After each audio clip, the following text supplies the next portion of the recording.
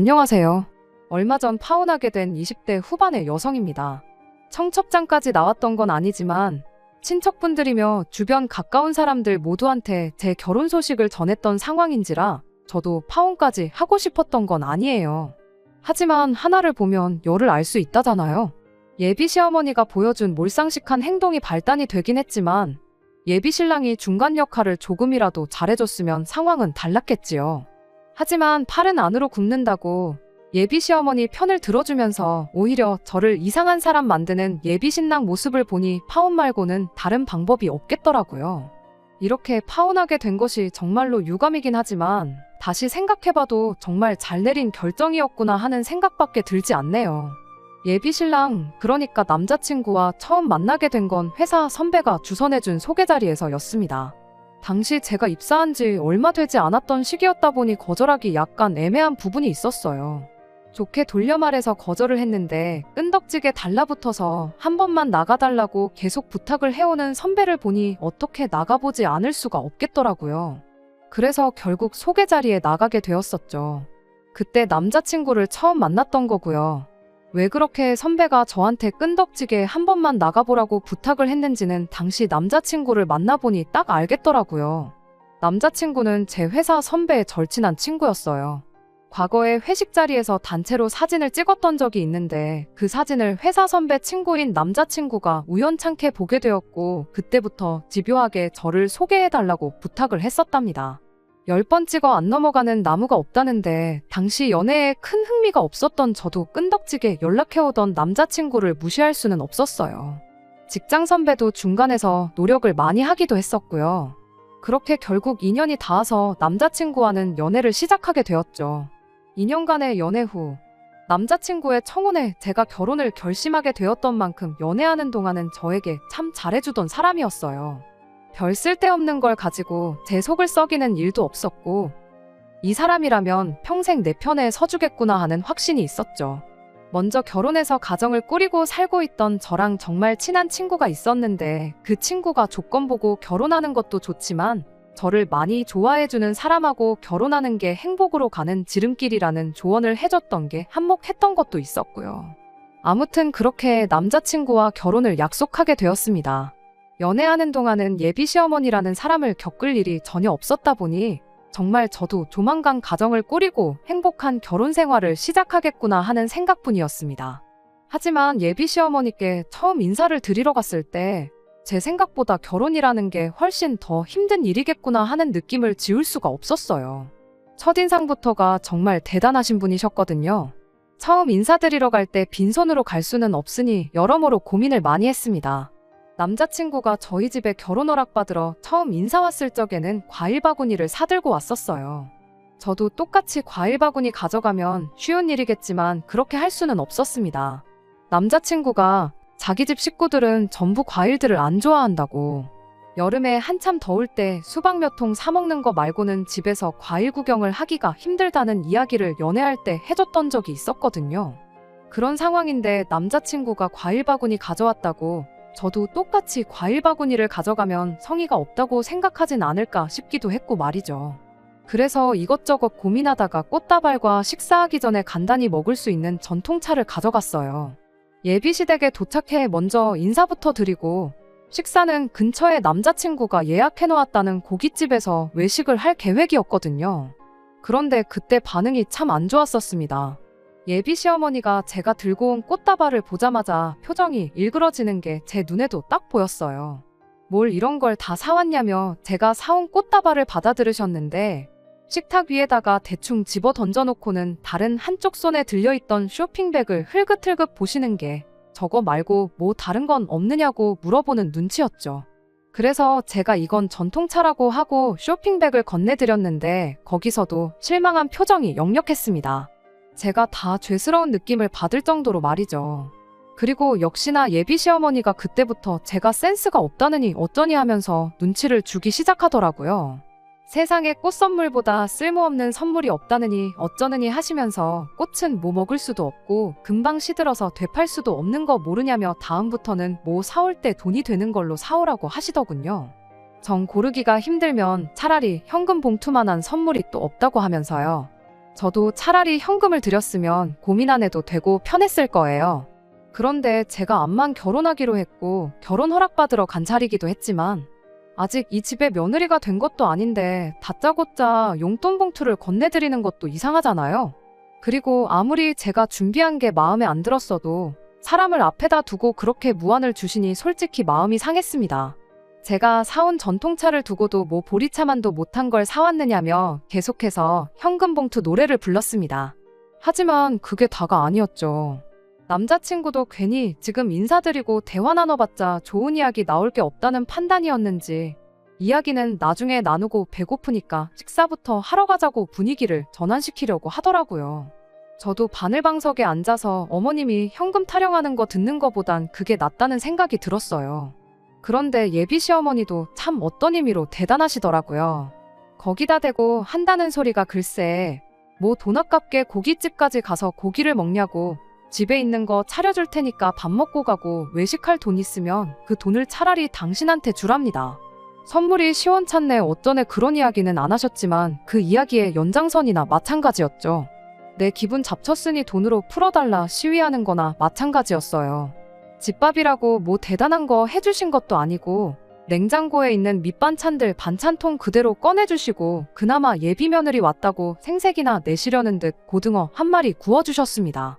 그 와중에도 저 못 먹게 하려고 그러셨던 건지 식사하는 내내 고등어 살만 발라내서 남자친구 밥 위에다가 올려주시는데 제가 꽃다발 한 번 사왔다고 이런 대우까지 받아야 하나 싶은 생각이 다 들더라고요. 집에 돌아가는 길 남자친구가 발에다 주겠다며 따라 나왔는데 정말 파혼 이야기가 목구멍 끝까지 차올랐습니다.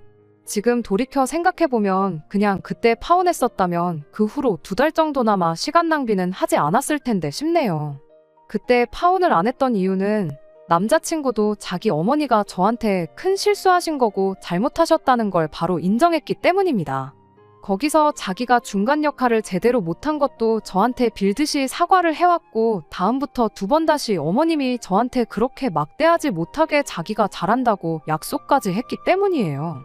저도 금방 화를 풀 수 있었던 건 이러나 저러나 제가 남자친구랑 결혼하는 거지 남자친구네 어머니랑 결혼하는 게 아닌 걸 알았다 보니 중간에서 남자친구가 자기 역할만 똑바로 해준다면 2번은 있지 않을 일이라고 생각했기 때문입니다. 그때는 팔이 안으로 굽는 법이라는 걸 전혀 생각도 하지 못했지만 말이죠. 그 뒤로 예비 시어머니를 한 번 더 찾아뵐 일이 있었어요.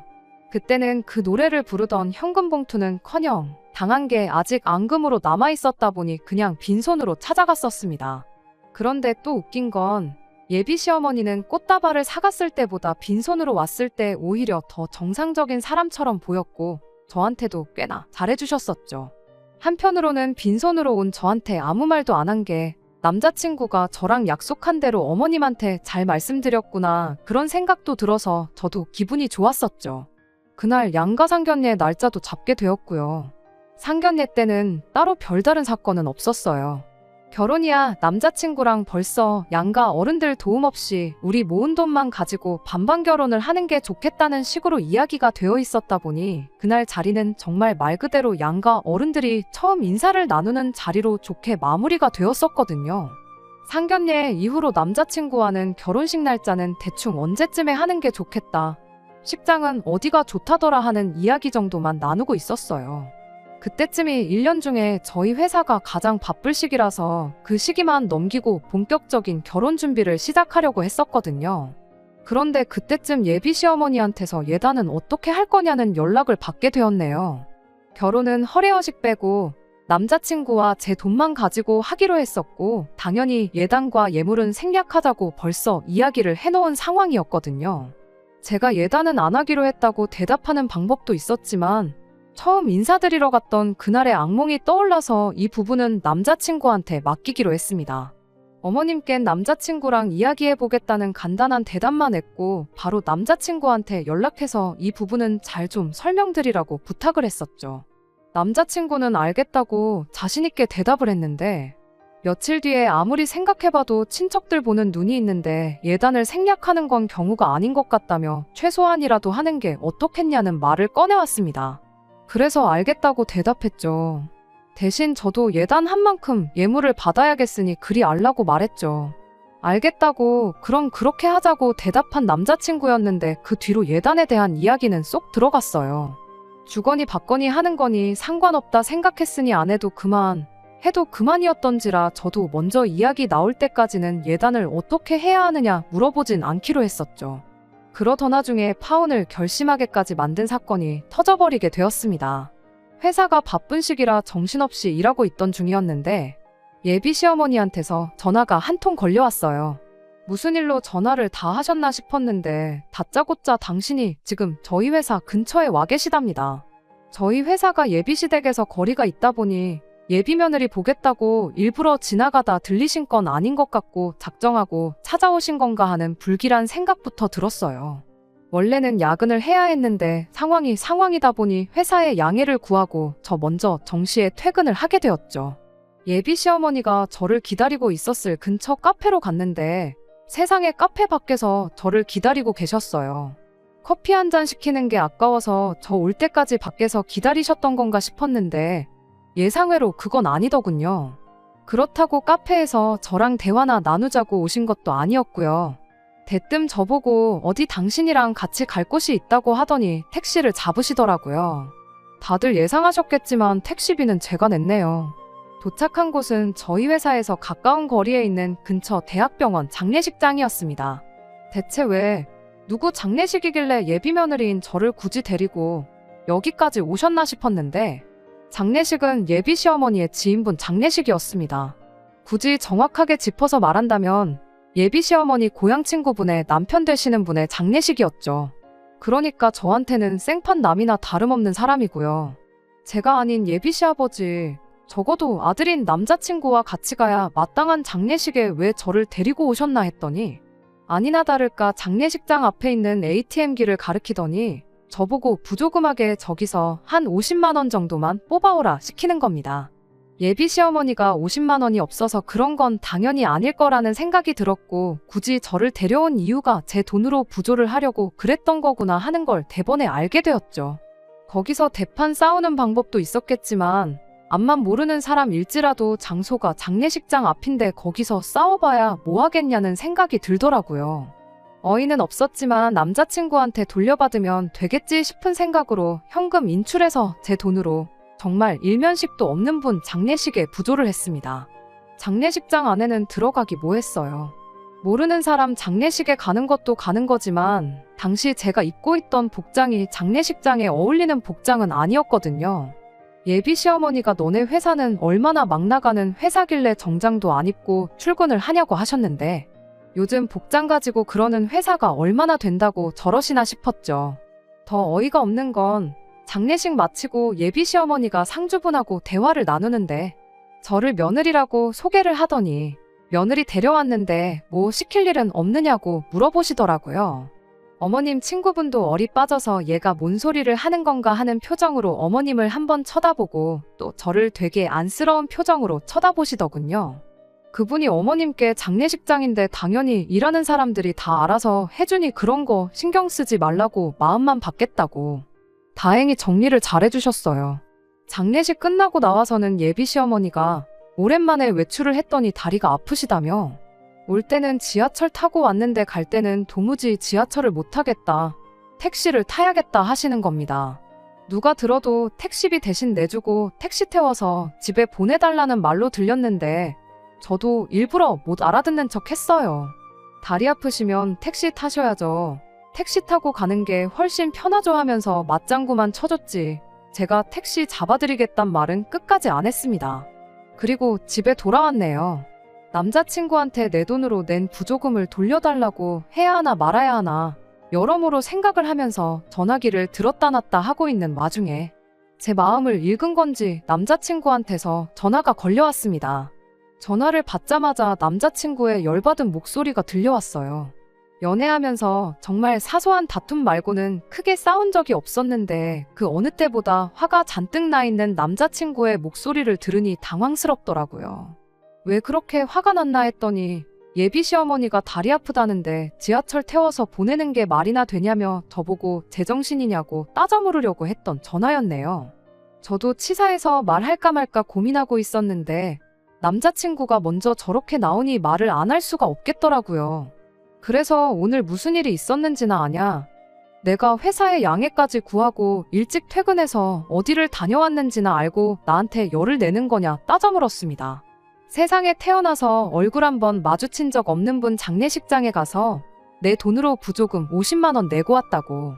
안 그래도 그것 때문에 당신한테 한마디 해야 하나 말아야 하나 고민하고 있었는데 당신이 먼저 화를 내주니 할 말은 해야겠다고 당장 제 통장으로 50만 원 보내라고 했습니다. 예비 시어머니도 어이가 없다고, 어떻게 당신 친구분 배우자 장례식장에서 예비 며느리 돈으로 부조를 할 생각을 하실 수 있냐고 같이 따졌죠. 처음 인사드리러 간 날부터 해서 무조건 제 편이 되어주겠다, 앞으로 중간 역할 잘하겠다던 남자친구는 온데간데 없고 가족이라고 눈에 불을 켜고 어머님 편을 들더군요. 어차피 너랑 나랑 결혼하면 시댁 경조사는 당연히 참석해야 되는 거 아니겠냐고. 너는 그깟 50만 원 부조하고 온 게 아까워서 복수하겠다고 다리 아파서 힘들어하시는 예비 시어머니 택시 한번 안 태워주고 그 사람 미어터지는 시간에 지하철을 태워보냈어야 했냐며 성질을 부리는 겁니다. 그 말을 듣자마자 이미 제 머릿속에는 파혼이라는 카드밖에 떠오르지 않았어요. 처음 인사드린 날에 참고 넘어갔다고 해서 두 번째, 세 번째도 참아야 하는 법은 없잖아요? 남자친구한테 딱 잘라서 말했습니다. 길게 말할 것도 없고 오늘부로 파혼이라고. 앞으로 결혼 준비고 뭐고 할 것도 없고 내일부터는 그냥 남남이 되는 거니 연락이고 뭐고 하지도 말라고 했죠. 지렁이도 밟으면 꿈틀한다는데 남자친구는 제가 시작하자마자 파혼하자는 말을 꺼낼 거라고는 생각도 못했나 봅니다.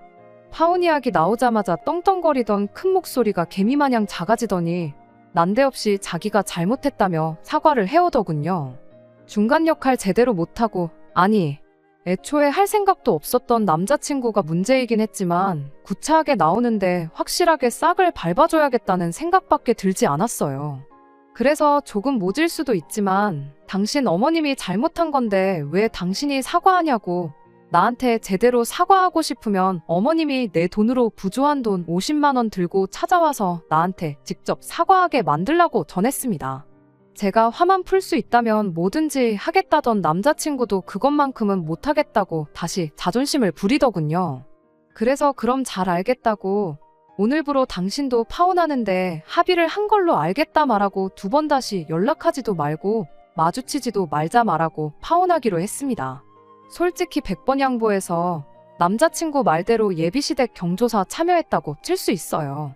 그 장례식이 친구분 남편 되시는 분 장례식이 아니라 시댁 친척분들 장례식이었다면 그 부조금을 내는 데 있어서 한치의 의문도 들지 않았을 겁니다. 그리고 한 가지 더, 장례식장 처음 가보시는 것도 아닐 텐데 굳이 친구분한테 며느리 데려왔으니까 일 좀 시킬 거 없냐고 묻는 것부터가 이미 어머님이 저를 며느리로 보고 있는 게 아니라 무슨 화풀이 대상으로 보고 있다는 거나 마찬가지였죠. 파혼한 뒤에 저 혼자 생각한 것이긴 하지만 처음 만났을 때 꽃 선물이 마음에 안 들어서 그랬던 건 둘째치더라도 예단 이야기 나왔을 때 내가 예단 해간 만큼 똑같이 예물 받아내겠다고 한 말에 빈정이 잔뜩 상해서 저랬던 게 아닌가 싶어요. 예단을 못 받는다면 어떻게든 결혼 전에 돈 나갈 일 있으면 예비 며느리 돈으로 다 해야겠다 작정을 하셨던 거란 생각밖에 들지 않네요. 사람이 돈을 좋아할 수는 있지만 돈 몇 푼에 사람을 사람처럼 대해주지 않는 사람을 시어머니로 모셔야 한다면 저도 충분히 결혼을 다시 생각해 볼 수 있는 문제라고 생각해요. 파혼하기로 하고 며칠 지나지 않아서 회사 선배가 저를 따로 불러내서 한다는 말이 왜 갑자기 이제 와서 파혼을 하느냐, 그게 말이나 되냐며 아무쪼록 잘 풀고 만나보라더군요. 자초지종을 모르고 하는 소리인 것 같아서 있었던 일을 모두 다 이야기해줬어요. 꽃 선물 이야기부터 해서 지인분 장례식 부조금 내 돈으로 내게 만든 것까지 말이죠. 그 말을 듣더니 회사 선배가 아연실색을 하더군요. 학창시절부터 남자친구와 계속 중마고우로 지내온 선배였는데 이런 일이 있었단 사실을 듣고는 남자친구가 정말 다시 모인다고 하더라고요. 그리고 얼마 전에 회사 선배가 저한테 한다는 소리가 결국 자기도 남자친구를 손절했다고 하더라고요. 곰곰이 생각해보니 그동안도 자기 돈 몇 푼 쓸 때는 엄청 생색내고 친구들 돈 쓸 때는 엄청 궁시렁대고 그랬었나 보더라고요. 그 말 들으니 남자친구도 결국 예비 시어머니랑 다를 바가 없이 똑같은 사람이었구나 싶었고, 파혼을 정말 잘 결정했구나 하는 생각이 들었네요. 결국 제 결혼은 쫑나고 말았고 부조금으로 들어간 50만 원은 돌려받지 못했네요. 하지만 돈 50만 원으로 앞으로의 제 암울할 뻔했던 결혼을 물을 수 있었으니 그 값으로는 싸게 먹혔다고 생각하려고 합니다. 이제 20대 후반인데 저한테 남은 시간은 아직도 한참 많으니까 말이에요. 끝까지 들어주셔서 감사합니다. 오늘의 사연은 여기까지입니다. 구독과 좋아요, 알람 설정 부탁드리고 더 좋은 사연으로 다시 찾아뵙겠습니다. 감사합니다.